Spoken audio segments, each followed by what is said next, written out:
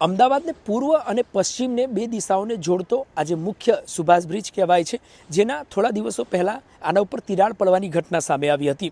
તિરાડ પડ્યાની બાદ એએમસી દ્વારા તાત્કાલિક આ બ્રિજ બંધ કરવાની ફરજ પડી હતી અને બ્રિજ બંધ કર્યા બાદ ક્યાંક ને ક્યાંક તેની કામગીરી જે છે, તપાસ જે છે તે સોંપવામાં આવી હતી। બ્રિજના દ્રશ્ય બતાવીએ। આ સુભાષ બ્રિજ છે, બંધ હાલતમાં આપણને જોવા મળી રહ્યો છે।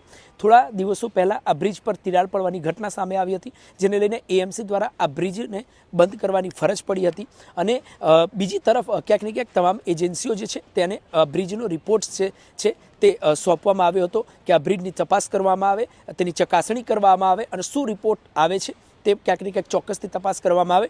ત્યારે વિવિધ એજન્સીઓ દ્વારા તપાસ કરતાં જાણવા મળ્યું કે આ બ્રિજ જે છે તેનો ઉપરનો ભાગ તોડવો પડશે અને તોડ્યા બાદ જે છે તેને નવું કરવામાં આવશે। રિપેર થાય તેવી સ્થિતિ નથી આ બ્રિજની અને કોઈ જ પ્રકારનું સમારકામ થાય તે પ્રકારની કોઈ જ સ્થિતિ નથી। ત્યારે રિપોર્ટ્સમાં એવું સામે આવ્યું છે કે આ બ્રિજનો જે ઉપરનો ભાગ છે તે ક્યાંક ને ક્યાંક તોડવામાં આવશે અને ત્યારબાદ તેને નવેસરથી કરવામાં આવશે। વાત કરવામાં આવે પિલ્લરની, તો પિલ્લર ક્યાંક ને ક્યાંક મજબૂત છે તે પ્રકારની માહિતી પ્રાથમિક તપાસમાં જાણવા મળી રહી છે।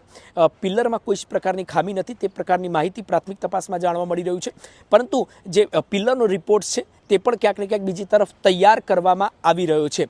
પરંતુ પિલ્લરનો રિપોર્ટ તૈયાર કરવામાં આવી રહ્યો છે, પરંતુ આ જે સુભાષ બ્રિજ છે, પૂર્વ અને પશ્ચિમને જોડતો આ બ્રિજ છે, પાછળના દ્રશ્ય બતાવીશ। પોલીસ પણ અહીંયા ચુસ્ત બંદોબસ્ત ગોઠવી દેવામાં આવે છે, કોઈ બ્રિજ પર અવરજવર ન કરી શકે અને આ આરટીઓ સર્કલથી આપ આવો છો તો પૂર્વ પશ્ચિમને જોડતો આ બ્રિજ છે, ખૂબ જ વ્યસ્ત ગણાય છે આ બ્રિજ। લાખોની સંખ્યામાં લોકો અવરજવર કરતા હોય છે આ બ્રિજ ખાતેથી। ત્યારે ખાસ કરીને આ બ્રિજ જે છે તે ક્યાંક ને ક્યાંક હવે સમારકામ થાય તે પ્રકારની સ્થિતિ નથી, એટલા માટે જ આ જે બ્રિજ છે તેનો ઉપરનો ભાગ ક્યાંક ને ક્યાંક તોડી પાડવામાં આવશે અને ત્યારબાદ જે છે તે નવું કરવામાં આવશે।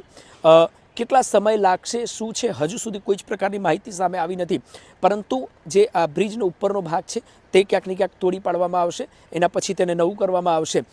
પિલ્લર જે છે તે પિલ્લર ક્યાંક ને ક્યાંક મજબૂત છે, તેનો એક રિપોર્ટ જે છે તે ક્યાંક ને ક્યાંક તૈયાર કરવામાં આવી રહ્યો છે, પરંતુ વિવિધ એજન્સીઓના તપાસ બાદ જે છે એએમસીએ આ મહત્ત્વનો નિર્ણય લીધો છે કે આ બ્રિજને જે છે તે ક્યાંક ને ક્યાંક હાલની સ્થિતિ એવી છે કે હાલ પણ બંધ છે, આવનારા સમયમાં પણ બંધ રહેશે, જ્યાં સુધી આ બ્રિજ પ્રોપર તૈયાર ન થઈ જાય, લોકોની અવરજવર માટે સુરક્ષિત ન થઈ જાય ત્યાં સુધી આ બ્રિજ બંધ રહેશે। એએમસી દ્વારા મહત્વનો નિર્ણય લેવામાં આવ્યો છે।